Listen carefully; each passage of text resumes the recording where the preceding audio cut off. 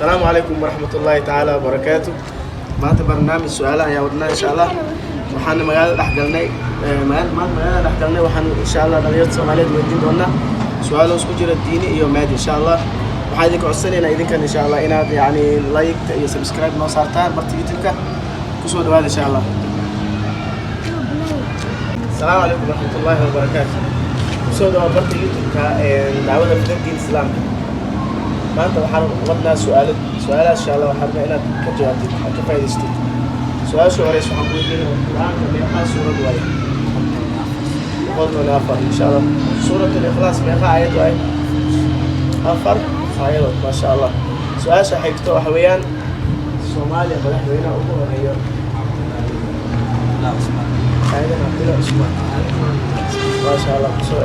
su-aasha xigto waxa weeyaan aan ku weydiin doono salaadaha meeqa waaye? salaadaha wadan meeqa waaye? 5 rakac ay mana shay ka taashantooda ay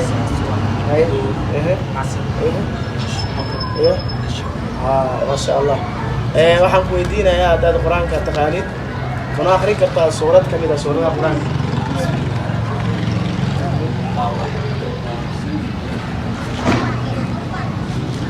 بارك الله فيك جزاك الله خير وبارك السلام عليكم ورحمة الله وبركاته. السلام عليكم. وصولوا إن شاء الله بركي دعوة الإسلام.